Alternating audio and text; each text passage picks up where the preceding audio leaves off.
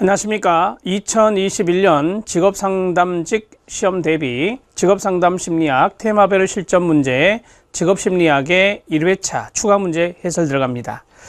자, 심리학의 내용 들어왔습니다. 우리는 앞에서 상담학의 내용 2회차까지 풀어봤고 심리학의 문제 2회차를 또 풀어보도록 하겠습니다.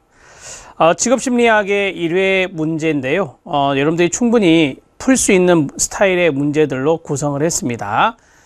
제가 누누이 말씀드리지만 2020년에 나왔던 문제들, 제가 이제 완강했던 문제들도 꼭 풀어보셔야 된다는 것 말씀드리고요. 2021년에 국가직 직업상담직의 일반 경쟁률이 나왔습니다. 17대 1 정도 되던데요. 상당히 좋은 경쟁률입니다.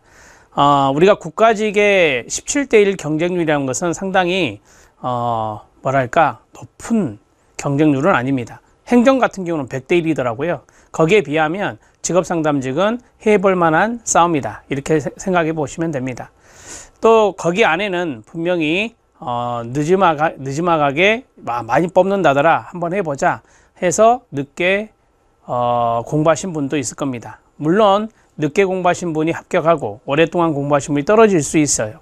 하지만 여러분들이 만약에 1년 이상의 준비를 갖고 공부를 해 보셨다면 이번이 절호의 기회다 라고 생각을 하시는 게 보편적이라고 볼 수 있습니다. 마지막까지 최선을 다하시기 바랍니다. 자, 심리학 들어갑니다. 1번 문제입니다. 슈퍼의 진로 발달 이론입니다. 슈퍼의 이론은 나올 확률이 거의 100%입니다. 슈퍼의 이론은 중요하다 말씀드렸고요. 옳지 않은 것입니다. 기본적으로 성, 탐, 확, 유, 쇠라고 하는 이 발달 단계를 거치죠. 성장기, 탐색기, 확립기, 유지기, 쇠퇴기입니다. 전생애를 구분했습니다. 전생애를 구분했다라고 보시면 되고요. 자, 그 다음에 두 번째, 맞고 진로 선택은 자아 개념의 실현 과정이다. 맞습니다. 우리 진로 아치형 모형을 아시죠? 진로 아치형 모형을 보시면 이 진로 아치형 모형의 왼쪽 기둥과 오른쪽 기둥과 거기에 다리 역할하는 아치형이 있는데 이 아치가 바로 무엇을 뜻합니까? 바로 자아를 뜻한다 라고 했어요. 그래서 이 슈퍼는 자아를 강조했던 분이기도 합니다. 맞고요. 진로 발달에 있어서 환경의 영향보다는 개인의 흥미, 적성, 가치가 더 중요하다. 아닙니다.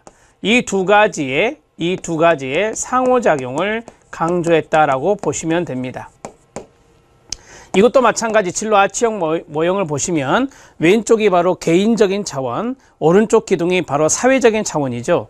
그래서 왼쪽에 있는 개인의 흥미, 적성, 가치 이런 거 있고 그 다음에 환경의 내용, 사회 구조적인 문제, 사회 제도적인 것이 오른쪽 기둥에 있습니다. 이 두 가지가 따로따로 있는 게 아니라 아치로 연결되어 있습니다. 그래서 이 두 가지의 상호작용을 더욱더 진로 발달에서 강조했던 분입니다. 탈락이고요. 자아 개념은 진로 아치형 모형에서 자아가 아치를 이루고 있다라고 했고 직업적 선호와 환경과의 상호작용을 통해 계속 변한다라고 했습니다.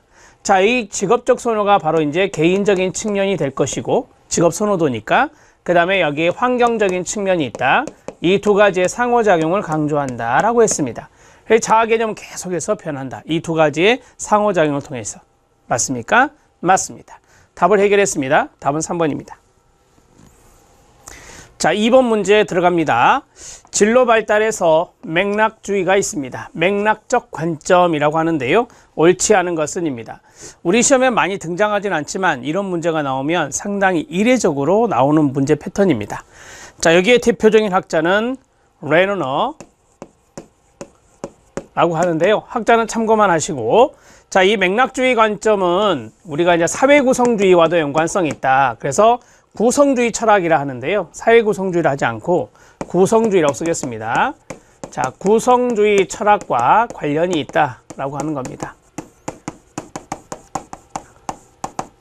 자, 우리가 이제 맥락이라고 하는 것은 대개 이제 어떤 상황적인 측면을 중요하게 생각하는 그런 것일 수도 있지만 여기에 보면 행위라는 단어도 있습니다. 행위는 맥락주의 주요 관심 대상 중에 하나다라고 했어요. 여러분들 알다시피 이 행위는 바로 여기 일상의 경험을 반영하는 것입니다. 이 구성주의 철학에서 구성주의가 바로 경험, 일상의 경험을 중시합니다. 일상의 경험을 중시한다라고 보시면 돼요. 그럼 여러분들이 일상의 경험을 한다. 그 자체가 하나의 행위다. 이렇게 보시면 되겠고요. 자, 행위는 그래서 맥락주의의 주요 관심 대상 중에 하나가 됩니다. 맞습니다. 여러분, 이 맥락은 환경적인 측면을 더욱더 강조했다라고 나오면 안 돼요. 여기도 마찬가지, 1번과 마찬가지로 자, 개인보다는 환경의 영향을 강조한다. 이렇게 해서는 안 되고 이 일상의 경험을 누가 하죠? 개인이 하는 겁니다. 따라서 개인이 경험을 할 때 어떤 환경적인 맥락적인 부분과 서로 상호작용을 하게 돼 있어요. 그래서 두 번째는 개인과 환경 간의 상호작용을 중요하게 생각한다 라고 보시면 됩니다. 이 개인의 행위라고 하는 것은 일상에서 많은 사람들을 만나고 또 많은 직업을 갖게 되고 이런 환경적인 측면이 중요할 수밖에 없어요. 그래서 어떤 상황적인 측면과의 개인 행위와 상호작용을 중요하게 생각하는 게 맥락주의다 라고 보시면 됩니다. 행위는 인지적, 사회적으로 결정되며 일상의 경험을 반영하는 것이 됩니다. 자, 우리가 이제 인지하면은 사람이라고 생각하면 되죠. 사람의 인지, 사고, 사회적인 측면은 또 환경적인 측면입니다. 그래서 이 두 가지가 바로 인간의 행동을 결정한다 라고 하는 것입니다. 맞고요. 진로 연구와 진로 상담에 대한 맥락상의 행위 설명을 확립하기 위해서 고안된 방법이다. 자, 맥락상, 그러면 상황이라고 보시면 되고요. 그 다음에 행위라는 것은 개인의 행위를 말하는 겁니다. 그래서 이 두 가지의 상호작용이 또 나오게 됩니다. 진로 연구도 마찬가지, 진로 상담도 마찬가지. 이러한 맥락상의 행위 설명을 확립하기 위해서 구성주의 철학의 관점에서 고안된 것이 바로 맥락주의다. 이렇게 알고 계시면 됩니다. 답은 2번입니다. 개인과 환경의 상호 영향을 중요하게 생각합니다. 2번 문제는 뭐 많이 나오진 않은 거니까 참고하시면 됩니다. 3번 문제에 들어갑니다. 3번 문제는 로우의 문제입니다. 로우의 직업분류 체계에 대한 부분인데요. 옳지 않은 것은 이다. 뭐 여러분들 많이 들어봤던 거죠. 일의 세계를 8가지의 장과 6가지의 레벨, 수준으로 구성된 2차원의 체계로 조직화한 사람 맞습니까? 네, 맞습니다. 그러면 8개의 장과 6가지의 수준이라 했는데 8개의 장은 같이 읽으세요. 시작. 서비스, 사업상 접촉, 비즈니스라고 하죠. 그 다음에 계속 조직, 단체직이라고도 하죠. 계속 기술, 오계, 과학, 일반문화, 예술과 연애. 맞습니다. 암기법 아시죠? 서비, 단기, 옥과, 그 다음에 마지막 문해. 자, 서비, 단기, 옥과, 문해. 이런 식으로 외우시면 됩니다. 대수준 순서대로 외우세요. 그 다음에 서비스의 장들은 사람 지향적이며 교육, 사회봉사, 임상심리, 우술 등이 다 포함됩니다. 맞습니다. 이 서비스 8가지의 장에서 서비스에 연관되어 있는 이런 것들이 다 사람 지향인데 제가 사람 지향만 빼보겠습니다. 비인간 지향이 있고 인간 지향이 있는데 비인간 지향이 3가지니까 그것을 먼저 이렇게 정리하죠. 하나, 둘, 셋. 여기 3개. 기술과 오계활동과 과학직이 있죠. 이게 이제 비인간지향적이다라고 합니다. 비인간지향적이다라고 합니다. 나머지는 바로 인간지향적이다. 나머지는 인간지향적이다. 사람지향적이다. 이렇게 정리하시면 됩니다. 이거 하나만 아시면 돼요. 맞고요. 6가지 수준은 근로자의 직업과 관련된 정교화, 책임, 보수, 훈련의 정도를 묘사하며 여기까지 맞습니다. 레벨이니까요. 정교화되어 있는 정도, 책임의 정도, 보수의 정도, 훈련의 정도를 말하는 건데요. 수준 1이 높죠. 가장 높고 수준 6이 가장 낮습니다. 뒷부분이 틀렸네요. 수준 1이 가장 높습니다. 수준 1, 2, 3, 4, 5, 6 이렇게 했을 때 우리가 이것을 고급, 이거를 중급, 이걸 준전문, 그 다음에 숙련, 반숙련, 비숙련이라고 말할 수 있거든요. 그래서 수준 6이 가장 낮고 수준 1이 가장 높습니다. 이렇게 정리하면 됩니다. 답은 4번입니다. 로우의 문제도 나올 확률이 높은 이론 중에 하나니까 잘 정리해 놓으세요. 자, 4번 문제 홀랜드 들어갑니다. 홀랜드도 아마 시험에서 여러분들 만날 수 있을 겁니다.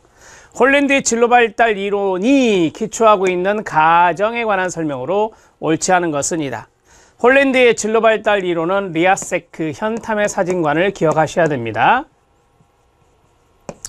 리아세크 현탐의 사진관.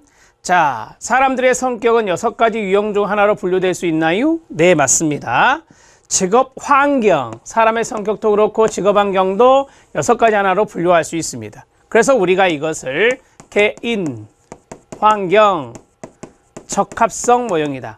홀랜드의 모형을 개인, 환경, 적합성 모형이다. 이렇게 말합니다.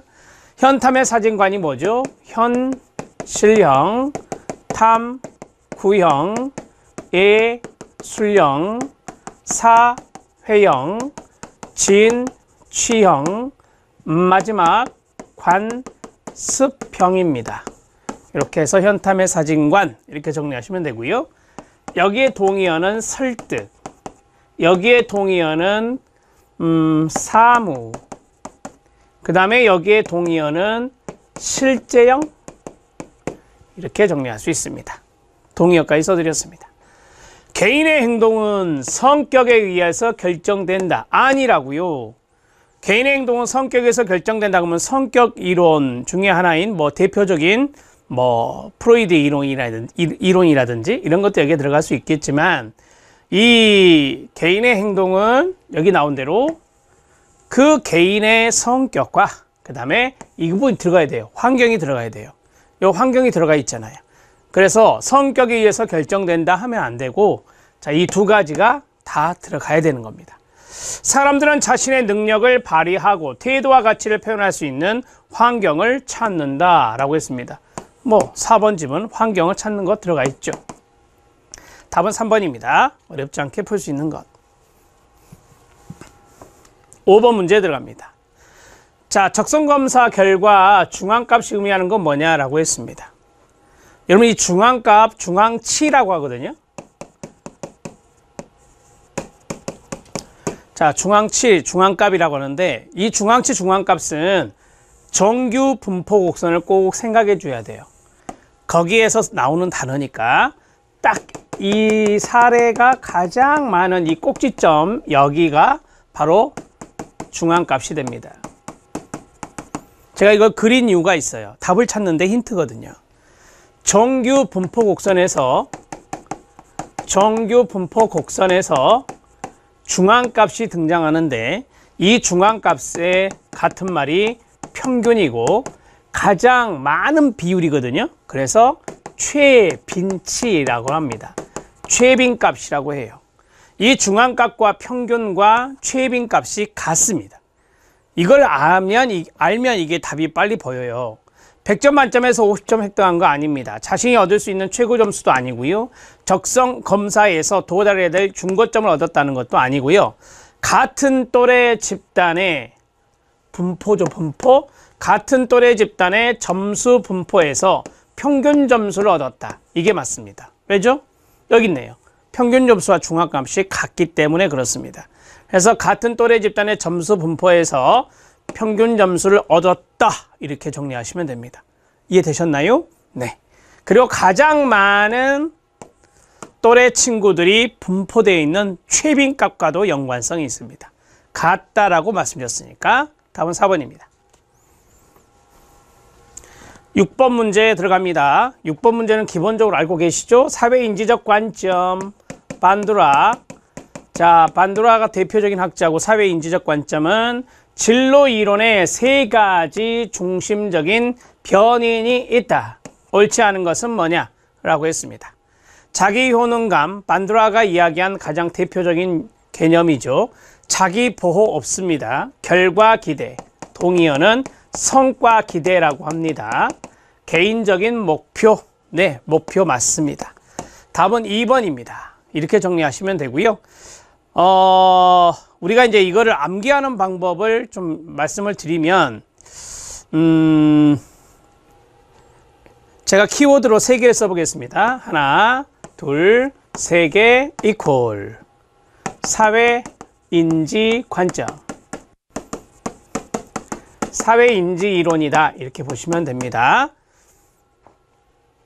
결과 기대, 성과 기대라고 했잖아요. 그래서 성과 목표, 그 다음에 효능감 이렇게 외우시면 될 것 같아요. 저는 이걸 문장식으로 외우거든요. 성과 목표 달성을 위해 효능감을 길렀다. 자기 효능감을. 성과 목표 달성을 위해 자기 효능감을 길렀다. 이런 식으로 문장을 외우셔도 되고요.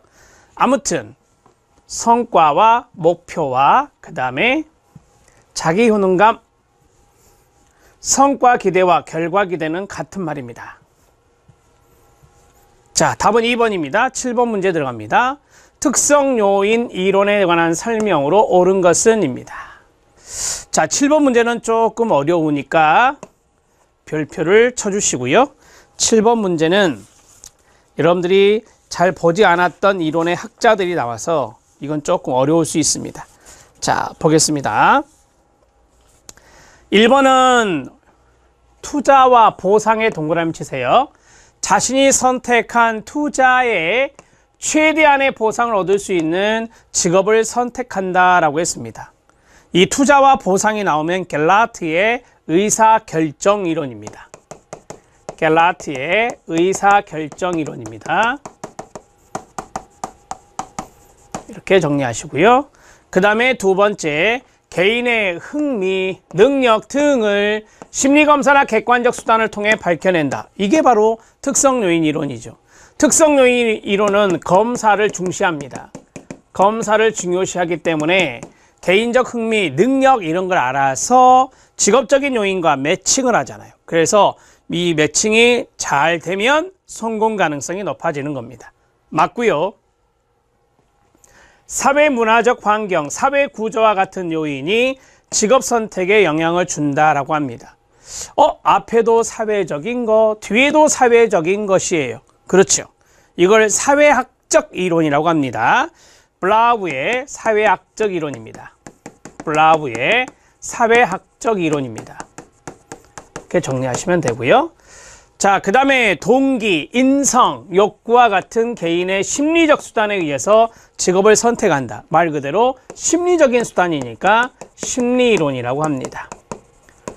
심리적인 측면을 강조했던 학자들이 여기에 들어갈 수 있겠죠. 답은 2번으로 처리하시면 됩니다. 자, 되셨나요?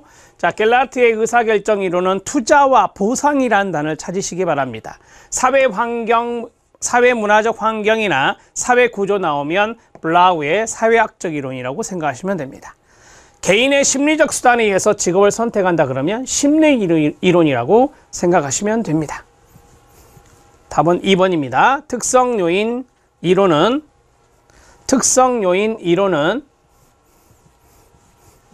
검사를 중요시한 것입니다.